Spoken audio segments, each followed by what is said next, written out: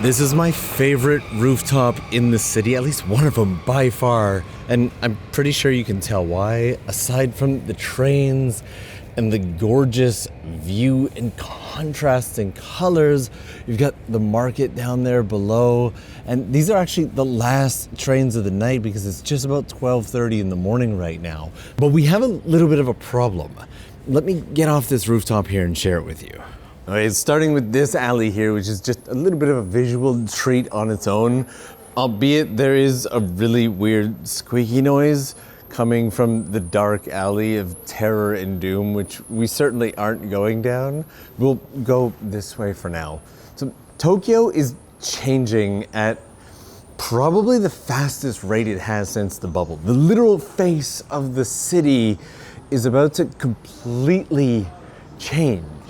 Buildings aren't coming down and being destroyed and not even replaced at probably the fastest rate ever. And before a bunch of the city changes, I kind of just wanted to go out for a bit of a night walk today and enjoy the streets that I love so much with the little rats running around. This area is actually really, really bad. We are just in between Ueno and Okachimachi right now.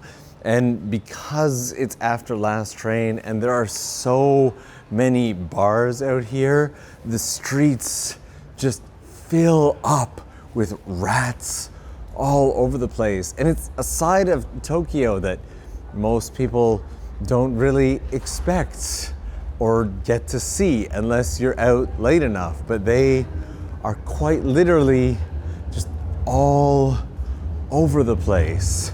In fact, this side of Tokyo had gotten so bad with rats for a while that all over the Chiyoda area, from here to Akihabara and Kanda, there were little rat, not traps, they were rat counters, little boxes that the rats would run through, and it would count how many rats were in a given area.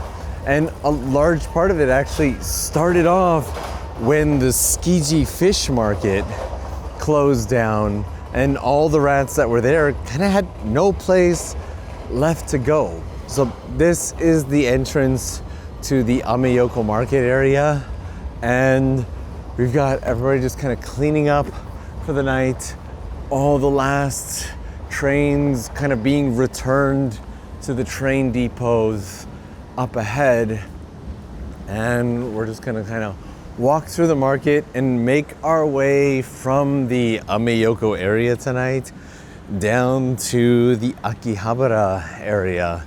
And just, these have always been kind of my favorite areas of Tokyo. They are a beautiful, beautiful section of the city.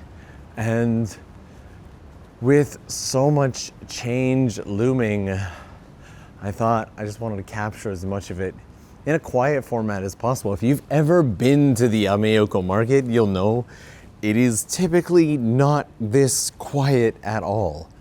It is an absolute hustle and bustle of people.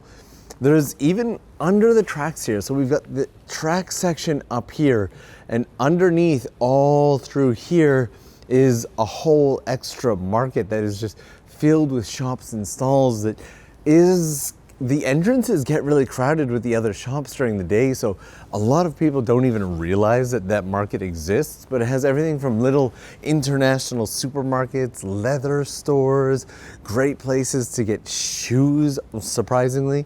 One of the best pairs of like leather suit shoes, business shoes, whatever you want to call them, that I ever got was purchased right under this set of train tracks here. There's a really crazy like airsoft survival game gun store in there. There's a lot of just random hidden gems tucked in this kind of hidden shopping mall that is right below the tracks here. And Japan's ability to use its under the track space this well is something that I love. And it's one of the reasons I don't think that this area will be changing as much. You see, back around 2023, there was a new law enacted in Japan that basically made it so that people who, up until that point, people who had like land that they weren't really using or maintaining, they would pay cheaper taxes if there was a building on the land. But the Japanese government has decided to make a fairly significant change in that because the old buildings are starting to get, well, dangerous, and they had to be torn down at the cost of the government itself. And so they're making it so that they have to tear them down now. And if they don't, there are penalties and taxes far beyond that. And it's little aesthetic things like this, like the pipes and the wires and the gauges just tucked into the back alleys, that it's just such a vibe of its own, and it makes me just love Tokyo and this area so much. And I love doing these night walks like this because it can get out of hand sometimes during the day. Actually, you know what? So this entire space here is all stuff being used like under the tracks. But again, some of these buildings here are getting kind of old and are either not used properly or not maintained properly.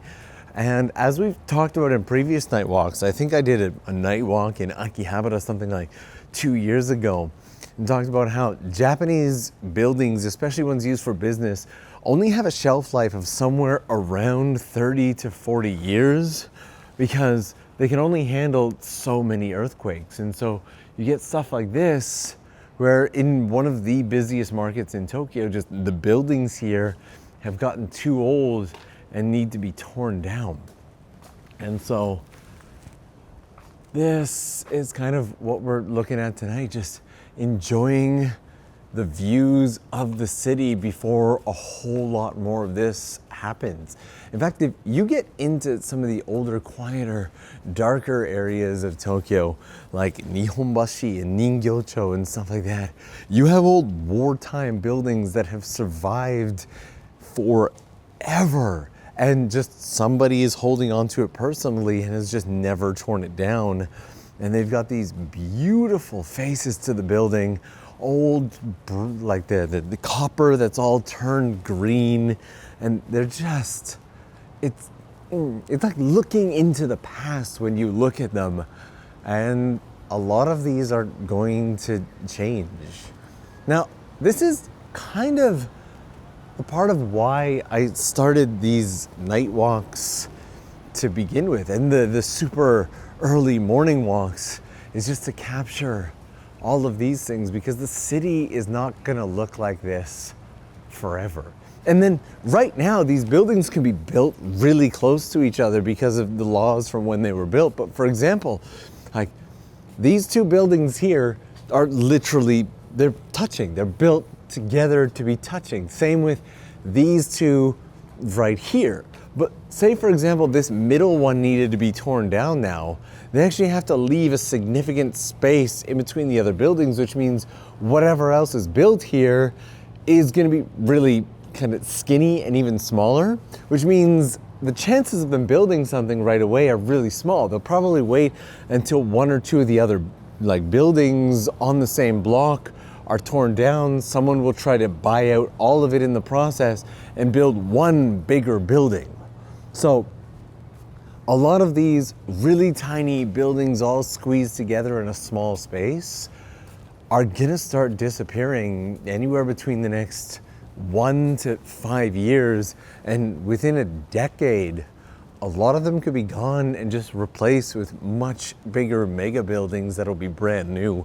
And when I walk through old cities like New York and you see the architecture that has been there for decades and decades, some of it far beyond that, you look and you're like, oh, it'd be nice if Tokyo had more of these beautiful old buildings. But again, they can only survive so many earthquakes. And so over time, they all need to be torn down and rebuilt.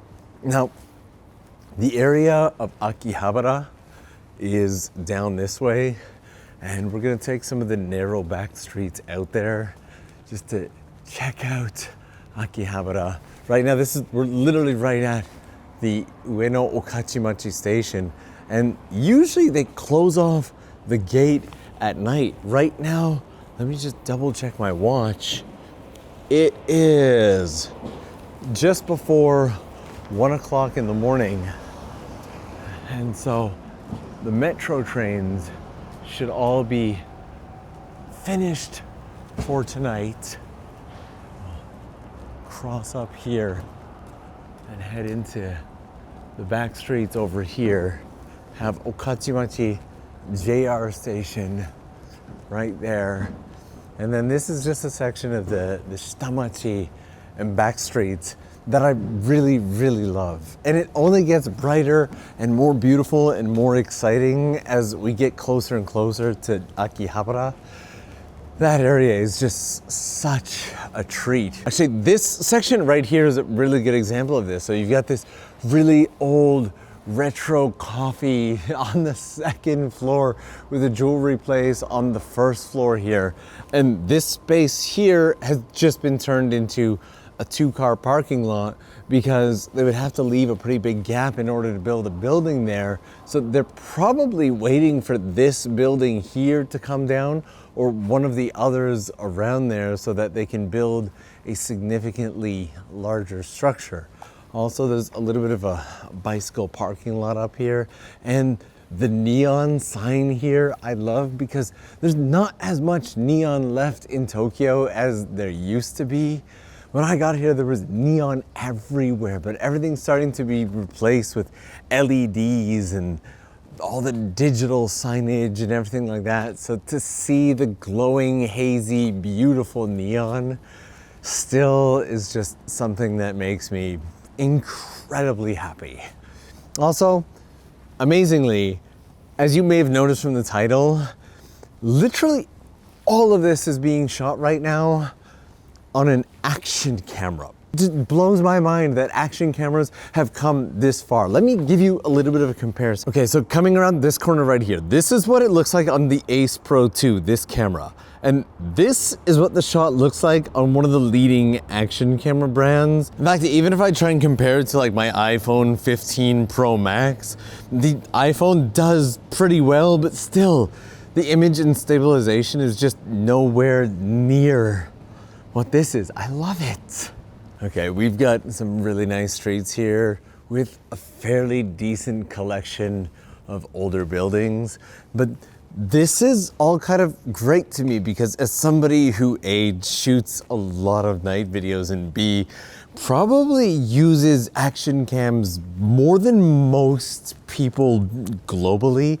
Like I shoot anywhere between probably 50 and 200 hours of footage on action cameras every single year between this channel and the main channel. And what is that guy up to at 1 o'clock in the morning? Okay, we're just moving on. Having an action cam that I can just shoot with freely at night and be this stable is spectacular. And look at this building. This building right here is a prime example of one that you just know is not going to be lasting much longer. This one, and again, the one built right beside it, chances are there was likely another building right here that was built right up against them, and it got torn down. And now they're just waiting for these two. And once again, just like this giant, in Japanese we say tower mansion, apartment building.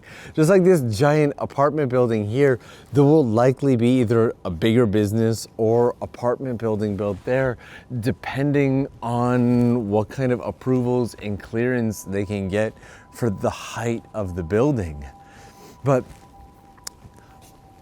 and the little shrine here, do you see why? Do you see why I love the back streets, especially at night when things are just so quiet and peaceful. Also, if you take a look at these two buildings here, prime example. This one is just old and stone right beside this super narrow one right here. And then this one has had a bit of a facade built to it.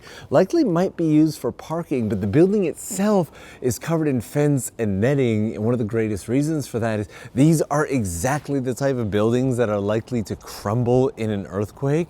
And so if somebody's walking by, they're likely to get hit by debris. So chances are, within the next year or so, both of these buildings will be gone.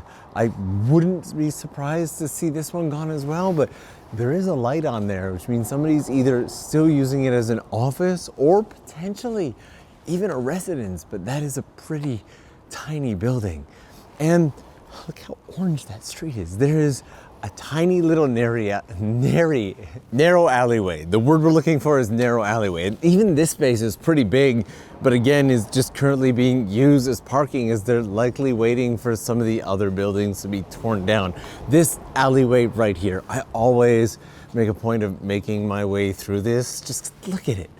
Look at just how this looks. And I absolutely love this. I had actually used the previous AcePro by Insta360 when it first came out, and it was great at low light, but it had some other issues. I wasn't a huge fan of the audio profile on it and how much audio noise it picked up, as well as, yes, there's our giant cone. If you remember the night walk across Tokyo on the main channel with Sherry, this cone is big and beautiful and massive. But I gave that feedback to Insta360, and when they sent me out this camera and asked me for my reaction, they loved it and they said, would you maybe consider using it for a video? We'll sponsor it and you can do one of your night walks. And so that is exactly what we're doing here. Yes, this video is sponsored by Insta360, but it's more than anything just a chance for us to do a night walk and for me to show you that action cams have this much power. You know what, if we do like a quick 30 to 60 second dedicated section on it, this here is what the AcePro itself actually looks like. It's got something that I think all action cams should have and cannot believe they don't, which is this wind filter right on the front, which is removable for when you do underwater stuff and all of that. It's got a flip up screen. I've got an accessory mount for mine so I can hook up my microphone when we do vlogs and everything like that. And a battery case for those long adventures. I carry 2 extra batteries with me, which I don't really need for stuff like tonight because the battery life on it is actually incredible. I've used it for a lot of our videos lately. I think the most recent one, if you caught the abandoned school out in the snowy area, that entire video was shot on the AcePro 2. Also, I default to using lav mics for everything lately because the city is very noisy, but the audio on this is actually fantastic. This is the audio from the camera right now.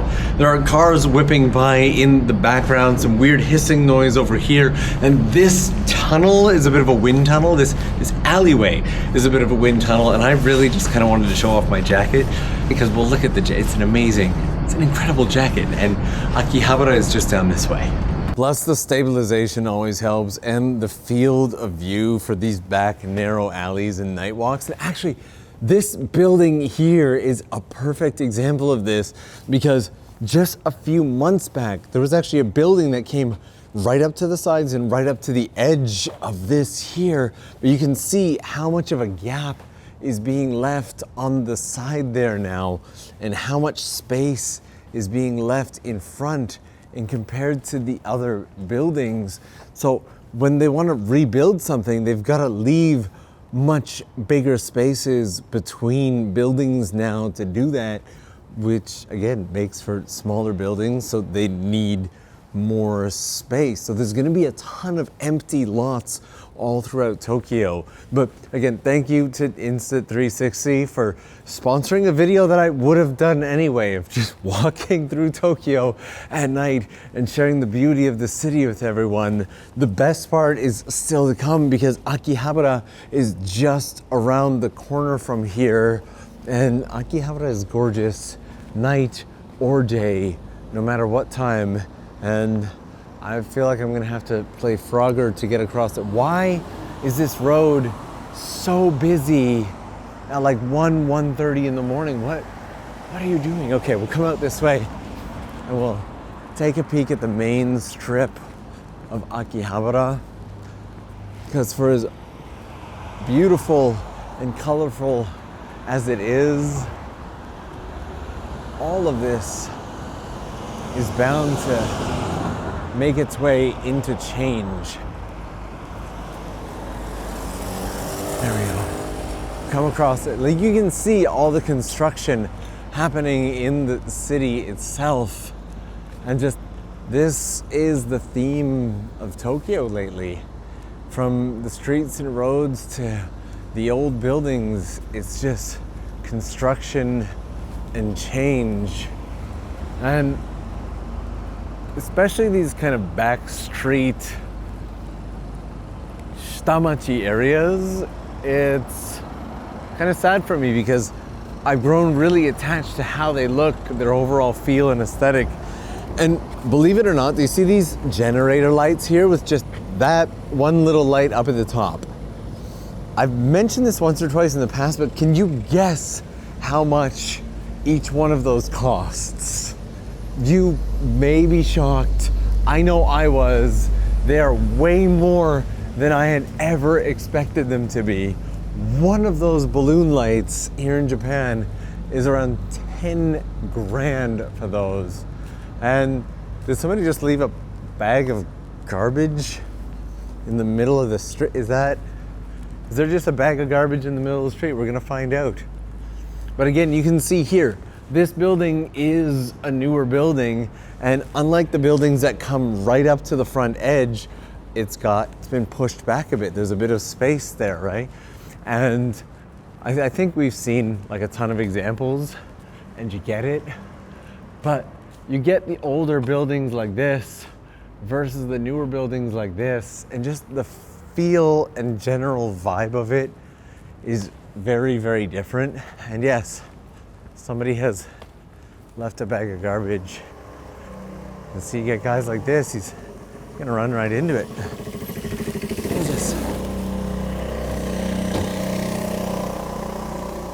There we go. You're good, you're good.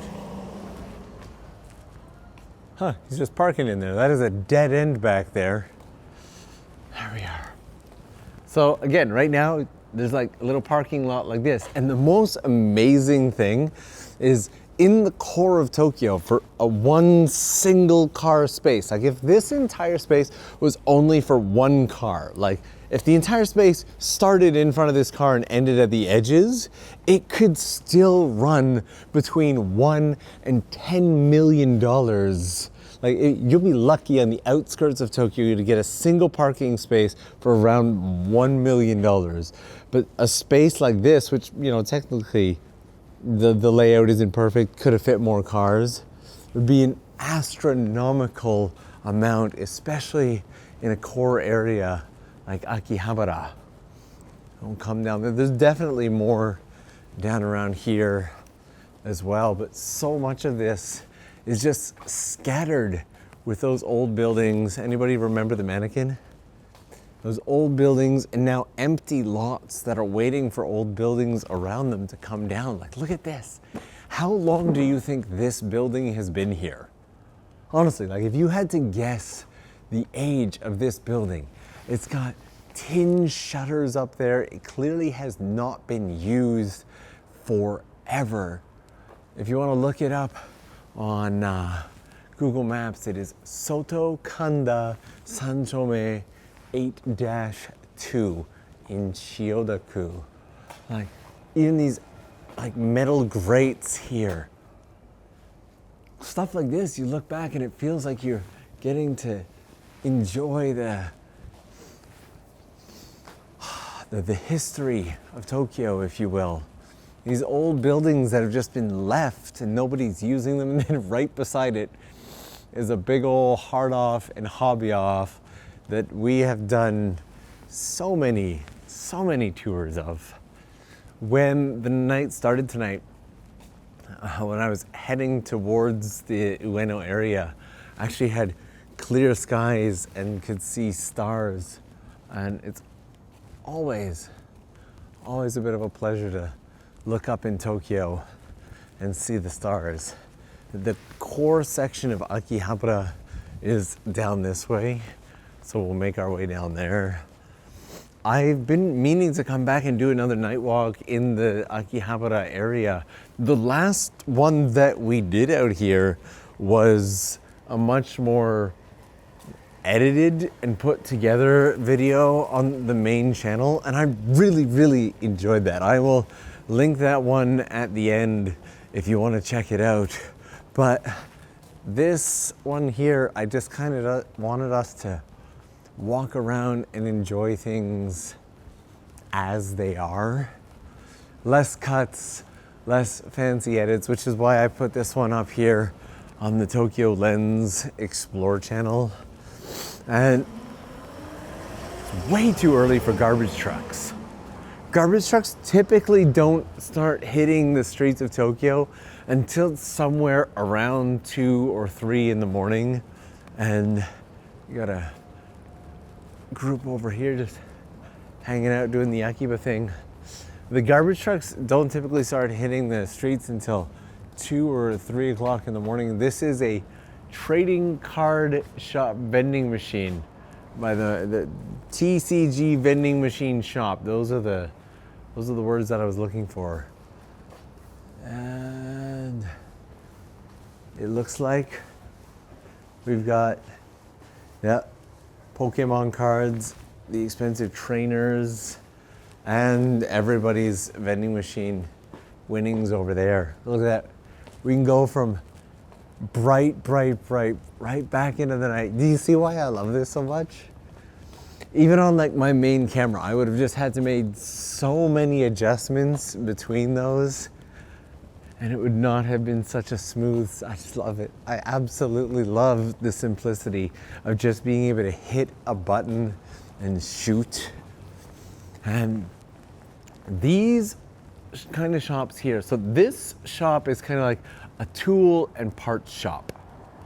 And Akihabara used to be dominated by these tool and part shops. And then eventually it became kind of tools and parts and electronics and what's it called? Like kind of maid cafes and anime and stuff like that.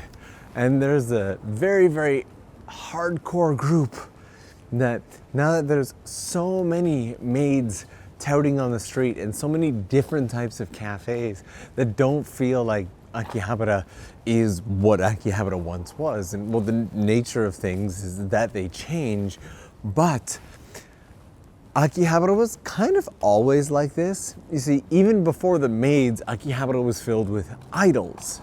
So on the streets during the weekend especially, you would have idols doing performances and dancing and getting crowds together as they have a little speaker and they sing and they do their little show.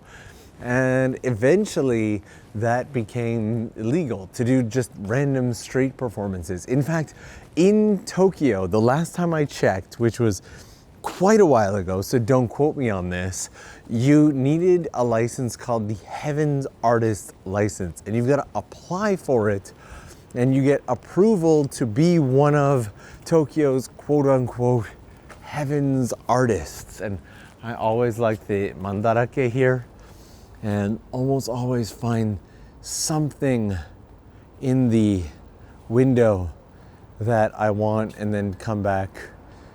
Usually if I can, before the video gets published.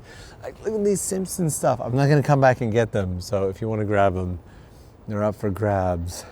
But I always find something here. But the Heaven Artist program is for people who want to be street performers in Tokyo. And for example, the shamisen players that I work with, Kiki, they are part of the Heaven Artist program, or they were. And I had applied. And it's actually very challenging to get approved for the Heaven Artist program. And so more people, like I didn't get in. Kiki, it took them years to get in. And even this, This building was not here 3 or 4 months ago. Like, there used to be a whole, like, all you can drink for 2 hours kind of maid cafe with girls standing in front of this the entire time. And again, if we come to the edge, you can see, actually, what's the best way to do it? You can see how recessed it is here. And the wall here, you can see that the previous building was definitely built right up against that. And now we've got that much of a gap, and the entire thing is pushed back that much. Again, it's good to see that they are making efforts for earthquake and safety and whatnot, but at the same time, it has made it significantly more challenging to utilize land unless you get it in bulk, and it forces people to basically only build out bigger buildings. And then we've got skyline down there, a whole range of beautiful cars here. At night, on the weekdays like this, you will get a lot of kind of car culture people hanging out in Akiba. As I was heading out towards Ueno, there were a whole bunch of bikes, like probably 30, 40 bikes along the side of the road, just set up and hanging out as a group. And wow, I don't even think that's on purpose. The lights of Super Potato, one of like Tokyo's most expensive and well-known retro gaming shops, are all flickering. I don't think that's on purpose. I don't know how it's showing, like the frequency, how it's showing up on camera, but it's actually going like brip, brip, brip, brip, in person, almost at like a nearly pleasing level. But I don't, like, there are like 2 or 3 that aren't blinking. And then this to me is kind of the core area of Akihabara. And there is a lot of change that has happened. For example, I won't be surprised if this building right here beside Super Potato goes eventually. This one used to be one of my favorite shops. Again, it was kind of like parts and gadgets and stuff like that, this Hirose, and it has not been open in years. Chances are the building simply got too old for them to use with any sense of safety. And so this has just been kind of quiet and the shutters down for probably, I'd say, close to half a decade now. And there's only so long that those are going to be allowed to sit like that before penalties and fees and everything. And there's a tiny little shrine back here that whenever I'm walking through this section of Akihabara, I always swing by and say hello. So we're going to head towards that shrine. Just kind of appreciate the buildings and everything here. For a while, the Japanese government was trying to kind of, I don't want to say snuff out, that sounds so aggressive, extinguish the Akihabara kind of geek culture. This was a few years before the Olympics, maybe about a decade, half a decade, somewhere around there before the Olympics. And the Japanese government saw Akihabara as kind of an embarrassing space, and so tried to increase the number of large business buildings and increase the number of suit shops and all of these things, and turn it into more of a business district, kind of extended version of like the nearby Kanda area and whatnot. And luckily they didn't succeed. Eventually they were shown the value that the culture of Akihabara has to offer, and Akihabara turned into what it is now, the ultimate, well, it's the weeb paradise, isn't it? Where we can all find our gaming, our anime, our retro stuff. One of the beauties of Akihabara and its nature is that it was the otaku paradise. There were very specific things that you could only find here in Akihabara. And to this day, you'll still see some of this. Like some of these shops over here will specialize in just wires, while others will specialize just in resistors. Some will specialize entirely in radios, even though radios haven't really been a big thing since the 60s, 70s, and 80s, but they still exist. Entire shops just for old tin robots.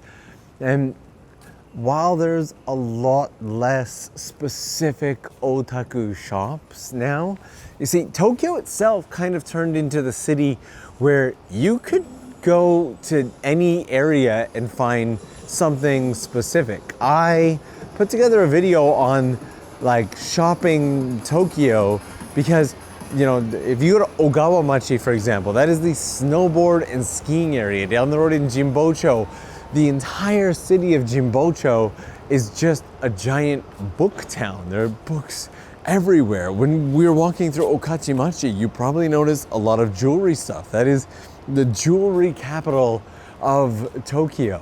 And from fashion to jewelry specific, buying gems, all the way to let's come around this way, all the way to things like boating supplies and snowboarding and everything. All of that now has kind of become its own area of Tokyo. And if you're interested in seeing how Tokyo's broken down that way, I will link that video in the cards above, as well as the description box for you to check it out.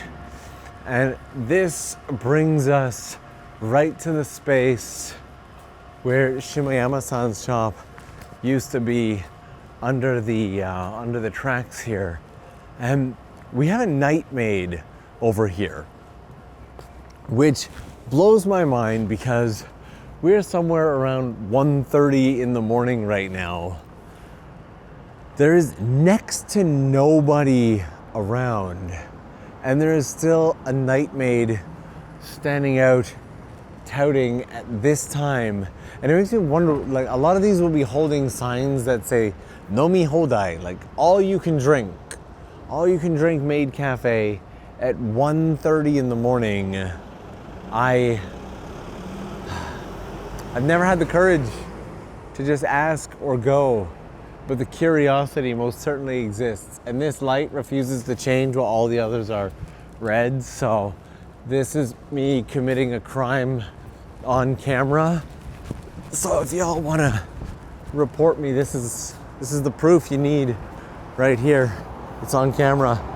I've committed a crime.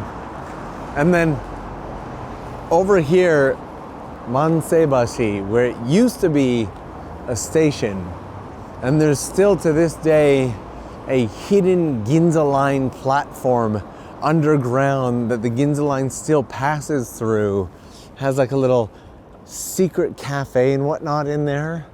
I think I did a video called something like How Do You Afford It or something on the main Tokyo Lens channel, and showed off that area there. And then this brings us into this section here, which you'll notice they have all these pylons right here. And one of the reasons that they have all of this set up is not construction. All of this says like no parking, like no stopping your car. And a huge part of the reason for that is there are security cameras that are kind of live streaming around here. But this area here is where the Hashiriya and the street racers and the people with the fancy cars and whatnot will all come and line their cars up at night and block off this entire road, making it impossible for workers and garbage trucks and stuff that need to come through here to do so. And there we go, that is Akihabara Station with the shutters completely closed. And you know what? There is a place that I have not swung by forever. And I kind of want to swing by there tonight because honestly, I don't know how long any of this will last either. So we're gonna head to my favorite bridge in Tokyo and see what the view is like from that tonight. Again, just, I look at these now. I look at Tokyo a little bit different than I used to. All of these buildings lined up perfectly against each other, all similar shapes. You know, this just flat wall of buildings had just become such a given, if you will. And knowing that there's an incredible likelihood of, you know, in my lifetime, the vast majority of this changing greatly kind of gives me a deeper appreciation for this city and how it looks right now. I've never not loved the look and layout of Tokyo, but in the same way that the cherry blossoms are beautiful because they're temporary, there's a certain beauty in the temporariness of Tokyo itself. You know, earlier in the video I was talking about how it would be great if there were old classic buildings like in New York, and that is true. It would be absolutely wonderful, but not every single place can be the same. And I think truly appreciating Tokyo for what it is, an ever-growing, ever-changing city, that's where the real beauty of Tokyo lies. And this is it right here. Very, very early on in the days of Tokyo Lens on the main channel, when I kind of left my full-time job to do the internet movie making thing, I shared a story of this bridge and how when I don't know if you can see him, he is wobbling back and forth across. I hope he makes it home safely. When I first moved to Japan, I had a job that didn't cover transportation. Oh, look at it. And I didn't have money to take the train to work and back, because at the beginning, when I moved here dirt broke. And so I would walk from Tokyo Station to Asakusa, which was something like an hour and a half, 2 hours walk. And on that side of the bridge is kind of the business side of Tokyo. You get like Shimbashi and Tokyo Station and Kanda and all of that. And then you come across this bridge here with this view. You get this beautiful little temple or shrine. This one was a shrine over here. And then cross this bridge over to that side to Akihabara, and you get Akihabara and Ueno and Asakusa. To me, what was the fun, relaxing part of Tokyo. And so crossing this bridge here always made me feel like, whew, I'm home, the day is done. And you get Shinkansen tracks running through here, and it's just such a beautiful space. So to all of you who came and hung out today, thank you so much for watching. A huge thanks to Insta360. The AcePro will obviously be linked in the description box down below for anybody who wants a simple camera. Check it out. That'll be my affiliate link, so it does help me in the channel. I hope the rest of your day is beautiful, and we'll see you again real soon.